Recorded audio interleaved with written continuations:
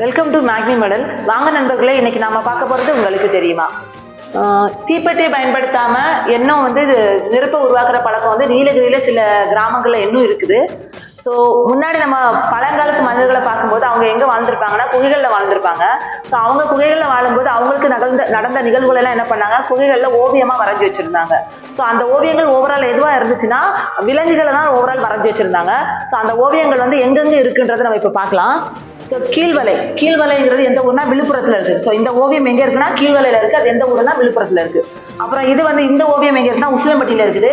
உசிலம்பட்டிங்கிறது எந்த ஊர்னா மதுரை டிஸ்ட்ரிக்ட்ல இருக்குன்னா உசிலம்பட்டி. ஓகே, நெக்ஸ்ட் பாத்தீங்கன்னா குமுதிபதின்றதுல ஒரு ஓவியம் கண்டுபிடிச்சிருக்காங்க. ஸோ அந்த குமுதிபதி எங்க இருக்குன்னா கோவை டிஸ்ட்ரிக்ட்ல இருக்கு. நெக்ஸ்ட் மாவடைப்புமே எங்க இருக்குன்னா கோவை டிஸ்ட்ரிக்ட்ல தான் இருக்கு. நெக்ஸ்ட் பாத்தீங்கன்னா பொறிவரைன்ற ஒரு இடத்துல ஒரு ஓவியம் கண்டுபிடிச்சிருக்காங்க, விலங்குகளோட ஓவியம். இந்த பொறிவரை ஓவியம் எங்க இருக்குன்னா கரிக்கையூர் பக்கம் நீலகிரி டிஸ்ட்ரிக்ட்ல இருக்கு. இந்த வீடியோ உங்களுக்கு பிடிச்சிருந்தா லைக் பண்ணுங்க, ஷேர் பண்ணுங்க, கமெண்ட் பண்ணுங்க. இது போன்ற தகவல்களுக்கு நம்ம சேனலை சப்ஸ்கிரைப் பண்ணுங்க. நிறைய அப்டேட்ஸ்க்கு பெல் பட்டனை கிளிக் பண்ணுங்க. தேங்க்யூ.